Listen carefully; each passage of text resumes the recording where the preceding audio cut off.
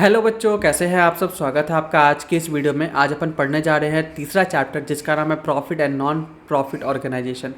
तो फटाफट से चलिए अपना स्टार्ट करते हैं आज का टॉपिक। पहले समझते हैं प्रॉफिट सीकिंग ऑर्गेनाइजेशन का मतलब क्या होता है। जाहिर सी बात है, हम लोग चैप्टर फर्स्ट एंड सेकेंड में हम लोग समझ चुके हैं कि सर बिजनेस ऑर्गेनाइजेशन जो होता है वो प्रॉफिट मोटिव होता है, ठीक है ना। लेकिन यहाँ पे ऑर्गेनाइजेशन की बात हो रही है, ध्यान देना। ऑर्गेनाइजेशन की बात है। ऑर्गेनाइजेशन का मतलब बेटा संगठन की बात हो रही है। संगठन बेसिकली ग्रुप ऑफ पीपल्स, ठीक है ना। इन शॉर्ट में बोलो, ग्रुप ऑफ पीपल्स की बात हो रही है जो एक साथ काम कर रहे हैं। अब देखो, ग्रुप ऑफ पीपल्स एक साथ काम कर रहे हैं तो मोटिव होगी इनका, कोई ना कोई मोटिव होगा ना, कोई ना कोई मकसद से काम करते हैं, कोई ना कोई आपका मोटिव होता है। तो मोटिव आपका प्रॉफिट ओरिएंटेड भी हो सकता है, नॉट प्रॉफिट ओरिएंटेड भी हो सकता है, ठीक है ना। फॉर एग्जाम्पल, जैसे मान लो कोई एनजीओ है, ठीक है। अब उस पर बहुत सारे लोग काम कर रहे हैं और उनका मकसद ये है कि हम लोग जो अपने इतना पॉल्यूशन कर रहे हैं, पेड़ कट रहा है, डिफॉरेस्टेशन हो रही है, वहाँ पे क्या करें, बहुत सारे पेड़ों को लगाए, ठीक है। तो ये भी एक मकसद हुआ ना। तो क्या यहाँ पे ये पैसा प्रॉफिट कमाने के लिए कर रहे हैं? ऐसा नहीं कर रहे हैं। तो ये पैसा कमाने के लिए नहीं कर रहे हैं, बल्कि सोशल वेलफेयर के लिए कर रहे हैं, हमारे इन्वायरमेंट को बचाने के लिए कर रहे हैं, हमारे मदर अर्थ को बचाने के लिए कर रहे हैं। बट वही मैं बात करता हूँ, कुछ ऐसे लोगों का ग्रुप है जैसे कि वो बिजनेस कर रहे हैं, जैसे रिलायंस बेसिकली कंपनी क्या है, इसमें बहुत सारे लोग काम कर रहे हैं ना। तो यहाँ पे उनका मकसद क्या है? उनका मकसद यहाँ पे बेटा प्रॉफिट कमाना है, ठीक है ना। तो यहाँ पे बेसिकली हम लोग समझेंगे आज के इस चैप्टर में कि profit and non profit oriented जो हमारे ऑर्गेनाइजेशंस होते हैं वो क्या क्या होते हैं। चलो पहले मीनिंग से स्टार्ट करते हैं, फिर आगे हम लोग बढ़ते जाएंगे। देखो क्या लिखा है, a profit seeking organisation is a business, ठीक है ना। ये बेसिकली क्या है बेटा, बिजनेस है। सेटअप किए जाते हैं मेनली आपको प्रॉफिट को अर्न करने के लिए, ठीक है। By selling the goods and services. Obvious सी बात है, आप पैसा कैसे कमा सकते हो? आप कुछ ना कुछ सेल करोगे या प्रोड्यूस करोगे एंड सेल करोगे, ठीक है ना। कैसे प्रोड्यूस करोगे, मतलब क्या चीज़ प्रोड्यूस कर सकते हैं हम लोग, क्या चीज़ सेल कर सकते हैं। तो ये ऑब्वियस सी बात है कि हम लोग गुड्स को प्रोड्यूस करेंगे या फिर सर्विसेज को, अगेन उसको सेल भी उसी चीज़ को करेंगे। तो यहाँ पे बोला गया है कि बिजनेस होता है बेसिकली प्रॉफिट ओरिएंटेड हमारा जी, या फिर बोलो प्रॉफिट सीकिंग ऑर्गेनाइजेशन, जो प्रॉफिट मोटिव से बनाए जाते हैं और ये क्या करते हैं, गुड्स एंड सर्विसेज को बेचते हैं रेगुलरली, ठीक है ना। बिजनेस एक्टिविटी में मैंने पढ़ाया है बेटा कि ओकेजनली जो सेलिंग्स होती हैं उसको हम लोग बिजनेस एक्टिविटी का पार्ट नहीं मानते। एग्जांपल, जैसे हम लोग दिवाली में रत्ती वाले को सामान बेचते हैं, जिसका मतलब ये नहीं कि हम लोग रोज़ रत्ती का काम करते हैं ना, बल्कि ओकेजनली कभी कभार बेच दिया। Okay, this organisation focus on economic activities. ये फोकस करते हैं बेटा किस पे, इकोनॉमिक एक्टिविटीज़ पे, जैसे प्रोडक्शन करना कोई चीज़ का, ठीक है, ट्रेडिंग करना, मतलब कोई भी चीज़ की बाइंग एंड सेलिंग करनी, ओके। प्रोवाइड कराना सर्विसेज हो जाते हैं, जैसे आपके बैंक हो गए ना, बैंक हो गए, आपके ओटीटी प्लेटफॉर्म्स हो जाते हैं, ओके। तो ये सर्विस प्रोवाइड करा रहे हैं with a goal of maximising the efficiency. इनका गोल क्या होता है कि अपना इफिशिएंसी को मैक्सिमाइज कर ले, मतलब काम करना, बेसिकली इनके पास जो रिसोर्सेज है उसको फुल यूटिलाइज कर पाए, जिससे मैक्सिमम प्रॉफिट कमा पाए। मुद्दा होता है कि ज़्यादा ज़्यादा प्रॉफिट कमाओ। फॉर एग्जांपल, आपके घर पे दूध वाला आता है ना, घर पे जब दूध वाले भैया आते हैं तो क्या करते हैं, दूध में पानी मिलाते हैं। बेसिकली क्या होता है कि उनका अगर 10 लीटर दूध है तो उसमें अगर 2-3 लीटर पानी मिला दिया और 1 लीटर, लेट से हम एक एग्जांपल लेते हैं, ठीक है, समझना, ध्यान देना यहाँ पे। चलो एक एग्जांपल समझते हैं। मान लो कि हमारे दूध वाले भैया है, ठीक है, उनकी जो गाय है वो 10 लीटर दूध देती है एक दिन में, और 1 लीटर दूध को 60 रुपये के हिसाब से बेचते हैं। अगर वो ईमानदारी से चलेंगे तो वो दिन भर में 600 रुपये कमा सकते हैं, है ना। ओके, अब देखो ये सेलिंग हो सकती है, 600 रुपये की सेलिंग हो सकती है। मैं इसमें खर्चे वगैरह जो प्रॉफिट वगैरह की बात नहीं कर रहा, बस सेलिंग देखते हैं। लेकिन सोचो अगर ये दूध वाले भैया इसमें क्या करते हैं, 2 लीटर पानी मिला देते हैं, तो अब इनकी कितनी हो जाएगी, 12 लीटर दूध हो जाएगा, है ना। अब ये 12 लीटर दूध को 60 रुपये के हिसाब से बेच रहे हैं, तो अब सोचो ये 60 से मल्टीप्लाई करते हो तो यहाँ पे कितना हो जाएगा, आप देखोगे 720 रुपये कमा पा रहे हो। मतलब कि ऑब्वियस सी बात है, यहाँ पे 120 रुपये आपको एक्स्ट्रा मिल रहे हैं, यहाँ पे ये क्या कर रहे हो, आप एक्स्ट्रा कमा रहे हो। तो कहीं ना कहीं आपने क्या किया, आप इफिशिएंसी थोड़ा बढ़ा दी अपना। Okay, again this is not the right thing. हमेशा ये मतलब नहीं है कि बिजनेस में आप ऐसा करते हो, लेकिन कई बार अच्छे सर्विस देते हो तो आप ज़्यादा पैसा कमाने की कोशिश करते हो। जैसे देख लो ना, जियो वाले आजकल रेट बढ़ाते जा रहे हैं, ओके। तो जो कभी डेटा बहुत सस्ता आया करता था, लेकिन अब देखो वो फटाफट से रेट बढ़ाए जा रहे हैं। तो यहाँ पे मैक्सिमाइज कर रहे हैं अपनी इफिशिएंसी को और earning the money for expansion and growth. और पैसा इसलिए भी कमाना चाहता है बिजनेस, जिससे वो एक्सपैंड कर पाए, ग्रोथ कर पाए, ठीक है ना। देखो हर एक बिजनेस का मोटिव बेटा पैसा कमाना ही होता है, ठीक है। कभी भी समझो इस बात को, तुम भी हो लाइफ में, तुम भी पढ़ाई कर रहे हो, तुम्हारे पेरेंट्स तुमको पढ़ा रहे हैं, लिखा रहे हैं, आगे बढ़ा रहे हैं। क्यों? क्योंकि कल होकर के तुम उनके बुढ़ापे में, उनके ओल्ड एज में उनका काम मतलब उनके काम आओ, ठीक है। काम आओ बेसिकली मीन्स व्हाट, उनकी फाइनेंशियल नीड को पूरी करो, ठीक है ना। ओके, तो पैसा ही अल्टीमेटली इंपॉर्टेंट थिंग है, और आसपास तुम्हारे जो लोग हैं, तुम्हारे इन्वायरमेंट में जिस घर में रह रहे हो, घर को बनाने वाला मिस्त्री, कॉन्ट्रैक्टर, ठीक है ना, जिस एरिया में रह रहे हो वहाँ पे कोई किराने वाले दुकान वाले अंकल है, तुम्हारे खुद के पेरेंट्स बाहर काम कर रहे हैं, पैसा कमाने के लिए कर रहे हैं, ठीक है ना। तो कई बार मैं देखता हूँ जनरली क्या होता है कि बच्चों के अंदर माइंडसेट होता है, जनरली सोशल मीडिया पे बेकार सी, पता नहीं कोई लोग है, ये एक ट्रेंड चला रखे कि पैसा कमाना गलत होता है, ठीक है ना। तो ऐसा नहीं है, पैसा कमाना कभी भी गलत नहीं होता है। ओके, हाँ, कुछ गलत तरीके से पैसा कमाना गलत होता है, ऑब्वियस सी बात है। आप कुछ चीट करके पैसा कमा रहे हो किसी को, तो गलत है ना। जैसे अभी दूध वाले भैया का एग्जांपल लिया, ओके, तो अगर ये दो गाय खरीद ले तो सही है ना, लेकिन दूध में पानी मिल रहा है, this is cheating, right. Cheating करके पैसा मत कमाओ, बाकी ऑनेस्टली मेहनत का पैसा जरूर कमाओ, ठीक है ना, ये इंपॉर्टेंट है। चलो आगे बढ़ते हैं। Most private businesses falls into this category. Generally देखो, जितने प्राइवेट बिजनेसेस है बेटा, ये कैटेगरी में आते हैं। फॉर एग्जांपल वेदत, वेदत भी क्यों हम लोग क्या करें बेटा, हम लोग को गवर्नमेंट तो पैसा देगी नहीं ना, ना ही छत पर से भगवान देंगे पैसा हर महीने, तो हम लोग को मेहनत करना पड़ता है ना। ओके, ये हो गया। Even some government firms aim for this, all though not all the government firms. Government firm की बात करूँ तो बेटा कुछ फर्म जो है प्रॉफिट ओरिएंटेड होती है। Example sir, banks, state bank of India देख लो, कैनरा बैंक देख लो, ये सारे प्रॉफिट मोटिव काम कर रहे हैं। लेकिन कुछ ऐसे होते हैं जो प्रॉफिट मोटिव काम नहीं करते, बल्कि वो लोगों को सर्विस दे रहे हैं। फॉर एग्जाम्पल ले लें रेलवे की जो जनरल टिकट होती है बेटा, स्लीपर की टिकट होती है, रेलवे एक्चुअली में बहुत ज़्यादा कम चार्ज करती है आपसे, ठीक है ना। तो वो वहाँ पे मकसद होता है कि लोगों को कम पैसे में एक जगह से दूसरी जगह जो ट्रांसपोर्टेशन सर्विसेज होती है वो अवेलेबल करवाना। दूसरा एग्जांपल लेते हैं, कई गवर्नमेंट हॉस्पिटल्स देख लो, आप गवर्नमेंट के स्कूल्स देख लो, जहाँ पे 20 रुपये 25 रुपये या फिर 0 रुपये में पढ़ाई होती है, मिड डे मील्स वगैरह देते हैं। तो ये क्या होता है, यहाँ पे प्रॉफिट ओरिएंटेड काम नहीं होता है, ठीक है ना। Are always profit oriented. However बाकी उसके अलावा गवर्नमेंट की तुम एजेंसी देख लेते हो, जैसे कि इंडियन ऑयल हो गया, गवर्नमेंट की कंपनी है, ओके। आप इंडियन हो गया, घर में सिलेंडर आती है तो उसकी होती है, ठीक है। गेल हो गया, अगर घर में आपके पाइपलाइन वो गैस वाली कनेक्टेड है तो गेल जो है ना, GAIL, गेल, क्रिस गेल की बात नहीं कर रहा हूँ मैं। क्रिकेट फैंस अगर हो तो क्रिस गेल का नाम सुन के एक्साइटेड हो गए होगा, क्रिस गेल की बात नहीं कर रहा। नॉर्मल जो गेल कंपनी है वो गैस के रिलेटेड इंडिया में काम करती है। वो इंडिया के साथ 9 रत्न, जो भारत की सरकार की जो 9 रत्न कंपनी है उनमें से एक है शायद, अगर मैं गलत नहीं हूँ तो। और ये गैस का काम करती है। घर में अगर पाइप वगैरह आती है ना, जो पाइप से डायरेक्ट कनेक्शन होने लगा है, तो ये वही कंपनी कर रही है। तो यहाँ पे ये प्रॉफिट मोटिव काम करती है, ठीक है। Some example include the grocery shops, factories देखोगे, service providers like repair workshop हो गए, जैसे ओला देख लो, अर्बन कंपनी देख लो, उबर देख लो, जोमेटो देख लो, स्विगी देख लो, सारे सर्विसेज आपको प्रोवाइड करा रहे हैं, ओके। और ये सारे प्रॉफिट मोटिव ऑर्गेनाइजेशन ही हैं। Owners and manager constantly look for ways to reduce the cost. Owner and manager हमेशा चाहते हैं कि वो रास्ता निकाले जिससे उनकी कॉस्ट जो है बेटा, लागत जो है वो क्या हो जाए, कम हो जाए, ठीक है ना, और प्रॉफिट बढ़ जाए। मतलब सर क्या, एग्जाम्पल समझो कोई चीज़ को, एक मिनट रुकना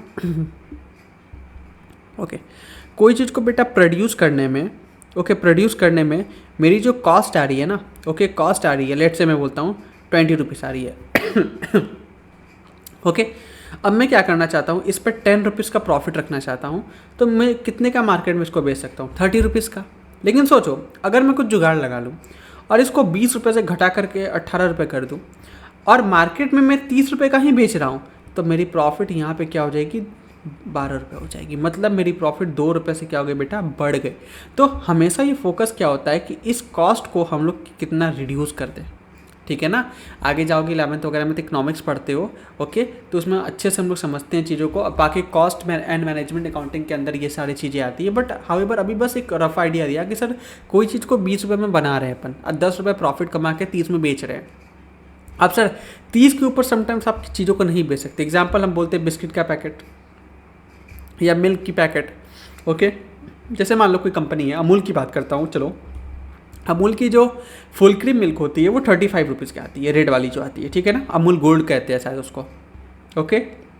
अब ध्यान देना, जो 1 लीटर की होगी आई थिंक 70 रुपीज़ की आएगी उसकी, ओके।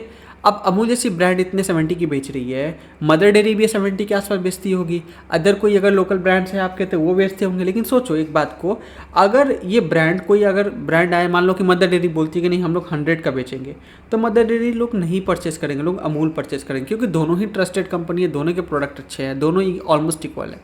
तो इस केस में इसको प्राइस को घटाना पड़ेगा। जस्ट लाइक जब जियो आया है, जियो ने अपनी प्राइस को घटा दिया 2016 के बाद, तो क्या हुआ कि तुमने देखा कि एयरटेल वालों ने भी अपनी प्राइस को रिड्यूस किया, क्योंकि पता है उनको कि अगर रिड्यूस नहीं करेंगे तो मेरा कोई भी प्रोडक्ट नहीं यूज़ करेगा। ओके, तो उस केस में प्राइस समटाइम्स क्या होता है कि आप ज़्यादा नहीं बेच सकते। आज भी देखोगे जो भी रिचार्ज के रेट्स होते हैं, वो जियो क्या करता है, जितना भी बढ़ाता है, लेट से जियो का आई थिंक 299 का प्लान है, तो वहीं अगर देखोगे एयरटेल का 349 का होगा, उसी के आसपास ही चलता रहेगा। ऐसा नहीं है कि एयरटेल बोलेगा नहीं हम 999 लेंगे, अगर ऐसा कर देगा तो एयरटेल का साथ कोई भी ना बाय करे। ठीक है, अल्टीमेटली क्या है कि एयरटेल को फिर क्या करना होगा, जब आप महंगे प्राइस पे बेच नहीं सकते तो अपने कॉस्ट को घटाओ, यही ना है। जब कॉस्ट को घटाओगे तभी प्रॉफिट बढ़ेगा, तो कॉस्ट को घटाने का तरीका आप ढूंढते रहिए। तो यहाँ पे बोलता है way to reduce the cost, आप क्या करना होता है, यही ढूंढते रहना होता है कि भाई कैसे हम लोग क्या कर सकते हैं, अपने जो कॉस्ट है उसको रिड्यूस कर सकते हैं। ओके, और इंक्रीज़ कर सकते हैं हम लोग अपने प्रोडक्टिविटी। जैसे कि हमारे यहाँ एम्प्लॉयर अगर मान लो, हाँ फॉर एग्जाम्पल मान लो कि हमारे पास कोई प्रोडक्शन हो रहा है, ठीक है, अब हमारे पास 20 लोग हैं, ओके 20 वर्कर्स हैं हमारे फैक्ट्री में, समझना, और ये मिल करके 2 दिन में ओके 100 यूनिट्स ऑफ जो प्रोडक्शन है वो करते हैं, ध्यान देना। ओके, लेकिन एक दिन क्या हुआ, 15 वर्कर्स आए। ओके, कितने वर्कर्स आए सर, 15 वर्कर, ये भी 2 दिन लगातार काम किए। ओके, और ये भी 100 यूनिट्स ही प्रोड्यूस कर पा रहे हैं। मतलब सर अगर ध्यान से देखा जाए तो 20 वर्कर को अगर मैं 100 रुपये का सैलरी देता हूँ हर मंथ, तो यानी 2000 रुपये मुझे यहाँ पे करने पड़ रहे हैं। बट यहाँ पे 15 वर्कर को मैं 100 रुपये ही सैलरी दे रहा हूँ, तो फिर यहाँ पे मुझे 1500 रुपये ही पे करने पड़ रहे हैं। मतलब सर यहाँ पे मेरा कॉस्ट जो है वो तो रिड्यूस हो गया और मेरा प्रोडक्शन वही रह गया। मतलब इसमें कोई तो 5 वर्कर ऐसे हैं जो कानचोर है, या फिर बोल लो कि 20 के 20 वर्कर उतने प्रोडक्टिव नहीं है। समझ में आ रहा है? तो ये चीज़ को आपको समझना पड़ता है, ये आइडेंटिफाई करना पड़ता है कौन बंदा नॉन प्रोडक्टिव है, प्रोडक्टिव नहीं है। ठीक है, फिर उनको निकाल के ऑब्वियस बात है नौकरी से निकाल देंगे उनको। समझ में आ रहा है? चलो आगे बढ़ते हैं, meaning and types of non profit organisation. चलो अब इसमें घुसते हैं और समझते हैं कि हमारे मीनिंग और टाइप्स क्या होते हैं नॉन प्रॉफिट ऑर्गेनाइजेशन के। ध्यान देना आप। चलो,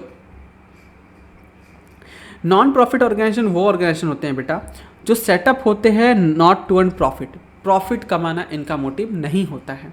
ठीक है, but to serve the society, बल्कि ये सोसाइटी को सर्व करना चाहते हैं। ओके, सम एग्जांपल्स ले लेते हैं, जैसे चैरिटेबल ऑर्गेनाइजेशन होता है जो चैरिटी से चलते हैं। एग्जांपल ले लो टाटा।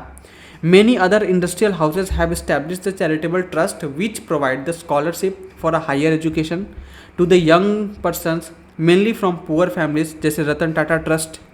ओके, रतन टाटा ट्रस्ट क्या है, ये जो बच्चे पढ़ना चाहते हैं, ब्राइट स्टूडेंट्स हैं, उनको फंड करता है, उनको पैसा देता है कि आप जाके पढ़िए।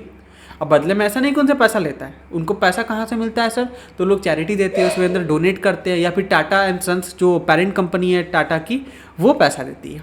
टाटा ट्रस्ट है बेसिकली क्या है, टाटा के अंदर बहुत सारी कंपनी है बेटा, जैसे टाटा मोटर्स हो गए, ओके, टाटा FMCG के आ जाते हैं, टाटा कंज्यूमरेबल्स हो जाते हैं, ओके, बहुत सारी ऐसी कंपनी है, TCS हो जाती है। ओके, तो ये क्या होता है, ये सारे कंपनी की एक होल्डिंग कंपनी है, पेरेंट कंपनी है। ओके, जो पेरेंट कंपनी है उसका नाम है Tata and Sons. Okay, Tata and Sons के ऊपर जो कंपनी है वो है टाटा ट्रस्ट। टाटा ट्रस्ट क्या है, नॉट फॉर प्रॉफिट ऑर्गेनाइजेशन है। ओके, तो बेसिकली टाटा जितनी भी प्रॉफिट कमाएगी किसको देगी, टाटा की जो कंपनियां हैं पैसा कमाएगी किसको देगी, टाटा एंड सन्स को देगी। टाटा एंड सन्स वो पैसा किसको देंगे, टाटा ट्रस्ट को देंगे। टाटा ट्रस्ट क्या करेगी, वो पैसा वापस लोगों में लगा देती है। जैसे कि कैंसर हॉस्पिटल है जमशेदपुर में, ओके, झारखंड में बहुत बड़ा टाटा का कैंसर हॉस्पिटल है, जहाँ पे टाटा अपने पैसे से वहाँ पे लोगों की कम पैसे में इलाज करवाता है। ठीक है, उसके बाद यहाँ पे आपको रतन टाटा ट्रस्ट देखने को मिलता है। तो ये सारे क्या होते हैं बेटा, ये तुम्हारे नॉन फॉर प्रॉफिट ऑर्गेनाइजेशन होते हैं। आगे बात करते हैं तुम्हारा एजुकेशनल ऑर्गेनाइजेशन क्या होते हैं। एजुकेशनल ऑर्गेनाइजेशन वो होते हैं जो प्रॉफिट मोटिव काम नहीं करते। फॉर एग्जांपल तुम्हारे CBSE या स्टेट बोर्ड, जैसे यूपी में है तो यूपी बोर्ड हो गया, दिल्ली में हो गया तो दिल्ली स्टेट बोर्ड हो गया, बंगाल में हो तो बंगाल स्टेट बोर्ड हो जाता है, महाराष्ट्र में हो तो महाराष्ट्र स्टेट बोर्ड हो जाते हैं। तो ये सारे प्रॉफिट ओरिएंटेड बोर्ड्स नहीं होते हैं। ठीक है ना, जैसे आप लोग ICSE की बात कर लो, okay, council for Indian education Indian school certificate examination. तो ये लोग पैसा कमाने के लिए काम नहीं करते। एग्जाम्पल आईआईटी हो गया, ओके, आईआईएम्स हो जाते हैं। तो ये सारे जो होते हैं तुम्हारे कॉलेज यूनिवर्सिटीज़ हो जाते हैं। जैसे मैं अपनी बात बताता हूँ, मैंने बीकॉम किया। पता है जब मैं क्लास 10 में था ना, तो मेरे पापा जो फीस पे करते थे वो पर मंथ का सब कुछ में मिला के, बस वगैरह सब कुछ पंचायत मिला दो तो कितना हो रहा था, समवेयर अराउंड मेरे को 9500 रुपीज़ पे करना पड़ता था, या 10,000 मान लो ना, चलो 10 मान लेते हैं, ठीक है। चलो स्कूल वाले अच्छे से लूटे हम लोग को, पढ़ाते कुछ नहीं थे, लूटते अच्छे से थे। 10,000 रुपया per month, okay, per month. तुमको पता है जब मैंने बीकॉम में एडमिशन लिया, मेरे स्टेट यूनिवर्सिटी जो मेरे यहाँ पे है, उसमें मेरा अच्छा मार्क्स आया था तो एडमिशन हो गया था एंट्रेंस एग्जामिनेशन देके। तो उसमें मेरा पता साल का फीस कितना लगता था, सिर्फ और सिर्फ 2500 rupees, that's it. Plus obvious सी बात है 800 रुपीज़ एग्जामिनेशन फीस लगती थी 2 सेमेस्टर के। तो तुम कह सकते हो 1600 रुपये मान लो ना, इंटू 2, यानी कि तुम 2500 प्लस 1600, कुल मिला कितने हो गए, 3500-3600 रुपये एक साल के, और 3 साल का जोड़ लो सेम प्राइस के हिसाब से, ओके। 9000 अच्छे थी 1800, यानी कि 10,800 हो गया, if I am not wrong, ठीक है। ये इतने में मेरा ग्रेजुएशन हो गया। 200 रुपये एक्स्ट्रा जोड़ लो, वो सीट्स वगैरह के जो हम लोग असाइनमेंट बना के जमा करते हैं, मतलब 10-11 हज़ार में लिपट गया, ख़त्म हो गया भाई साहब। एंट्रेंस फॉर्म भरा था मैंने 800 रुपये, ये भी जोड़ लो चलो। और तो और सबसे बड़ी बात, मेरे को स्कूल में मोबाइल फ़ोन मिला जिसकी कीमत खुद ही 10,000 रुपये थी, प्लस 1 साल मुझे स्कॉलरशिप मिला जिसमें फर्स्ट ईयर की जो फीस थी, जो 2500 रुपीज़, वो प्रॉपर 100% रिफंड कर दी गई थी। हाउएवर जो जनरल कैटेगरी के नहीं है, जो अदर दैन जनरल कैटेगरी के है, जैसे ST SC में है, तो उनको तो भाई 4-4, 5-5 हज़ार रुपये स्कॉलरशिप मिला है, गर्ल्स को भी मिला, अपने को बस रिफंड ही हो पाया, इतनी गरीबी हमारी, ठीक है छोड़ते हैं अभी, समझ में आ रहा है। तो इतना में मेरा हो गया, मतलब जो मेरा ऑलमोस्ट 1 महीने की फ़ीस लगती थी क्लास 10 में, उतने में पूरा ग्रेजुएशन हो गया, समझ में आ रहा है। तो ये एक्चुअली क्या है, ये सारे प्रॉफिट ओरिएंटेड नहीं है, ठीक है, इनका काम प्रॉफिट कमाना नहीं है। तो फिर इनको पैसा, अब सर क्या स्कूल वाले लूट रहे हैं, नहीं, स्कूल वाले जो प्राइवेट है ना, वो तो भाई ऑब्वियसली बात है पैसा कमाने के लिए बने हैं, बट उनको भाई गवर्नमेंट फंड नहीं करती। अब इतने में 2500 रुपये में इतना बड़ा यूनिवर्सिटी नहीं चलेगा, कॉमन सेंस की बात है। जैसे 11,000 रुपये में मैं अकेला दे रहा हूँ, मेरे से 100 बच्चे भी दे दे तो कितना ही हो जाएगा यार, ठीक है ना, 11 लाख हो जाएगा, ठीक है, डजेंट मैटर, उतने तो हो जाएगा। इतना बड़ा यूनिवर्सिटी बहुत मुश्किल है। तो उसमें क्या होता है, गवर्नमेंट पैसा फंड करती है, गवर्नमेंट हर साल अपने जेब से पैसा दे रही होती है, या फिर जो भी जिस भी ट्रस्ट के अंदर वो आता है वो देती है पैसा, समझ में आ रहा है ना। तो यहाँ पे कहीं ना कहीं हम लोग से वो पैसा नहीं लिया जाता, वो जो गवर्नमेंट है या फिर पीछे जो लोग हैं वो दे रहे होते हैं। उनका बस कहना होता है कि बस नॉमिनल फीस पे पढ़ाया जाए आपको। तो वहाँ पे मोटिव क्या था, पढ़ाना। हाउएवर कॉलेज में घंटा पढ़ाई नहीं होता था, बट स्टिल एग्जाम्पल ले रहा हूँ, ठीक है। चलो आगे बात करते हैं रिलीजियस ऑर्गेनाइजेशन। रिलीजियस ऑर्गेनाइजेशन जैसे ले लेते हैं, कोई टेंपल हो गया बेटा, चर्च हो गया, आपने इस्कॉन का भी नाम सुना होगा, ठीक है। वहाँ पे आपको गुरुद्वारास हो जाते हैं, मस्जिद हो जाते हैं। ये क्या करते हैं, फैसिलिटी प्रोवाइड कराते हैं रिलीजियस एक्टिविटीज़ के लिए, मतलब मंदिर में जाते हैं पूजा पाठ करना, ये सारे क्या होते हैं बेटा, रिलीजियस एक्टिविटीज़ होते हैं। या फिर गुरुद्वारा में जाओगे, लंगर वगैरह भी खिलाते हैं, पूजा करते हैं हम लोग, ठीक है ना। तो ये रिलीजियस ऑर्गेनाइजेशन होते हैं जहाँ पे इनका भी मोटिव पैसा कमाना आपसे नहीं होता है। आगे बात करते हैं पब्लिक हेल्थ ऑर्गेनाइजेशन, जो गवर्नमेंट के द्वारा बनाए गए हॉस्पिटल्स होते हैं, डिस्पेंसरी दवा की दुकान होती है, वहाँ पे कम पैसे में या फिर ना के बराबर पैसे में क्या होते हैं, आपको ट्रीटमेंट करवाया जाता है। आगे बात करते हैं म्यूनसिपल ऑर्गेनाइजेशन, ठीक है, नगर निगम, इलेक्ट्रिसिटी, ये लोग जो होते हैं बस आपसे जो कॉस्ट है वो रिकवर करते हैं एंड दैट्स इट। और बेसिकली क्या होता है, आपसे प्रॉफिट ओरिएंटेड काम नहीं करते हैं और आपको सर्विस प्रोवाइड कराते हैं, ठीक है। आगे बात करते हैं पॉलिटिकल ऑर्गेनाइजेशन, जैसे बीजेपी हो गया, कांग्रेस हो गया, ठीक है, तृणमूल कांग्रेस हो गया, समाजवादी पार्टी हो गई। तो ये भी लोग भी प्रॉफिट ओरिएंटेड नहीं होते, इनका काम होता है कि बस पैसा कमाओ, चुनाव लड़ो एंड दैट्स इट। फिर लीडर जाके लाख पैसे करप्शन करे वो चलेगा, बट हाँ ये नॉन प्रॉफिट मोटिव है, ओके। आगे आते हैं म्यूचुअल बेनिफिट ऑर्गेनाइजेशन, जैसे कोई क्लब हो जाता है बेटा, ओके, ट्रेड यूनियंस हो जाते हैं, जैसे हिंद मजदूर सभा करके है। तो ये लोग क्या होते हैं, जैसे एम्प्लॉय का यूनियन होता है और ये लोग एम्प्लॉय के हक के लिए लड़ते हैं, उनके बेटरमेंट के लिए लड़ते हैं। तो ऐसे ग्रुप्स होते हैं रैंडम से, तो इनका नाम होता है म्यूचुअल बेनिफिट्स ग्रुप, और ये भी नॉन फॉर प्रॉफिट मोटिव होते हैं। फिर आता है कॉमनवेल्थ ऑर्गेनाइजेशन, ये देखोगे this organisation establish under the benefit of public at large as a whole society, ठीक है ना। जैसे आर्मी, पुलिस, फायर सर्विसेज होते हैं एग्जाम्पल, कॉमनवेल्थ ऑर्गेनाइजेशन के ये पार्ट होते हैं। For instance example, an army defence the whole country and not part of it from the foreign. जैसे एग्जाम्पल ले लो ना, हमारी आर्मी हो गई है, इंडियन आर्मी हो गई, ओके, तो ये लोग भी क्या है बेटा, तुम्हारे पुलिस हो जाती है, ये सारे क्या है, non for profit organisation. Obvious सी बात है यार, अगर प्रॉफिट के लिए काम करते तो शायद हम लोग इतना महफूज नहीं होते आज। हावेवर आगे बात करते हैं comparison between profit and non for profit organisation. Obviously बात, ये पैसा कमाते हैं और ये पैसा नहीं कमाते हैं। ये प्रोडक्शन करते, डिस्ट्रीब्यूशन करते हैं और ये हेल्प करते हैं पीपल को, ठीक है ना, ओके। ये इनमें रिस्क बहुत ज़्यादा हाई होता है, इसमें लो होता है, क्योंकि भाई पैसा तो लोग दे रहे हैं, प्रॉफिट कमाने का प्रेशर नहीं होता है, आप ज़्यादा गैम्बलिंग नहीं करते हो, रिस्क नहीं लेते हो, ठीक है। इसमें प्रॉफिट एंड लॉस होता है और इसमें सरप्लस और डेफिसिट होता है। देखो क्या होता है सरप्लस एंड डेफिसिट, क्या होता है बेटा, कुछ नहीं, बस प्रॉफिट एंड लॉस को ही बोलते हैं। समझ में आ रहा है? यहाँ पर सरप्लस एंड डेफिसिट जो होता है ये प्रॉफिट एंड लॉस को ही बोलते हैं। तो सर यहाँ पे सरप्लस क्यों बोलते हैं? देखो, ये प्रॉफिट मोटिव ऑर्गेनाइजेशन नहीं है। सोचो, कॉमन सेंस की बात है, जो प्रॉफिट मोटिव आपका, जो ऑर्गेनाइजेशन खुद को बोलता है कि हम लोग प्रॉफिट मोटिव है ही नहीं, उसका बैलेंस शीट बनता है, प्रॉफिट एंड लॉस अकाउंट बनता है, और फिर अंत में बोलते हैं भाई देखो ये प्रॉफिट कमा रहा है, अच्छा लगेगा क्या? नहीं ना। तो इसीलिए इसको सरप्लस बोलते हैं। मतलब एक्स्ट्रा पैसा, मतलब कि मान लो कि इसको डोनेशन में 100 रुपये मिला, इसने खर्चा कितना, 80 रुपये, 20 रुपये इसके पास बच गए ना, तो 20 रुपये क्या प्रॉफिट बोलेगा? इसके ओनर ले लेंगे? नहीं, इसमें तो ओनर ही नहीं होते, इसमें मेंबर्स होते हैं। तो ये 20 रुपये कहाँ जाएगा? ये 20 रुपये अगले साल यूज़ होगा सेम मोटिव में जिसके लिए वो ऑर्गेनाइजेशन काम कर रही है, ठीक है।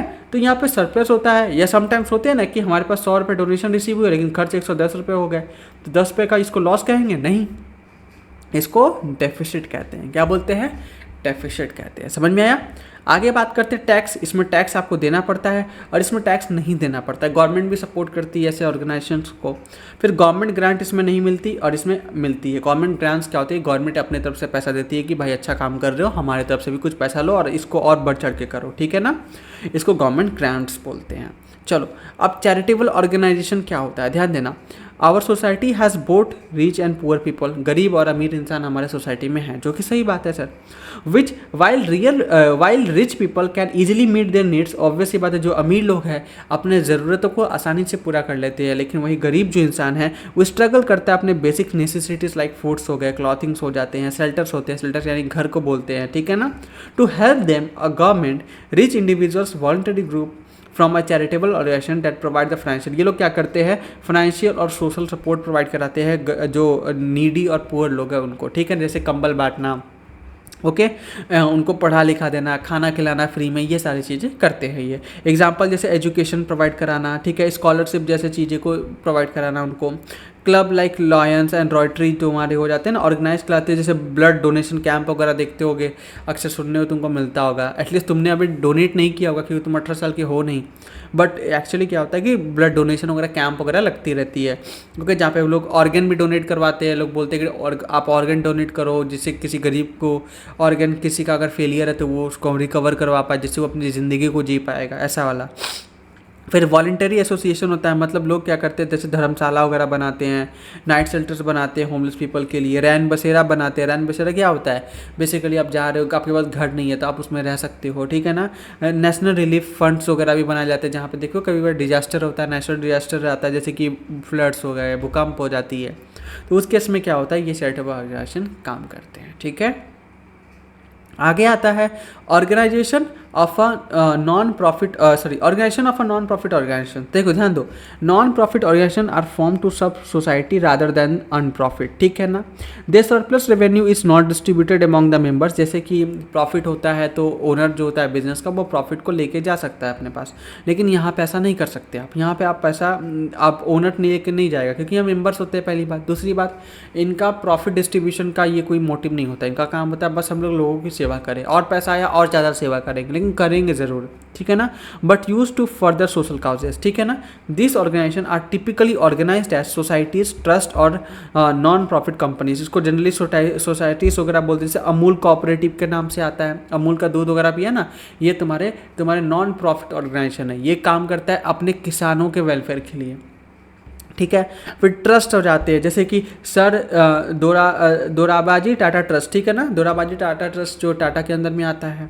फिर नॉन प्रॉफिट कंपनीज जैसे कि सुलभ इंटरनेशनल हो जाते हैं, या फिर अलग अलग नॉन प्रॉफिट कंपनीज भी हमारे पास अवेलेबल है, तो वो होते हैं।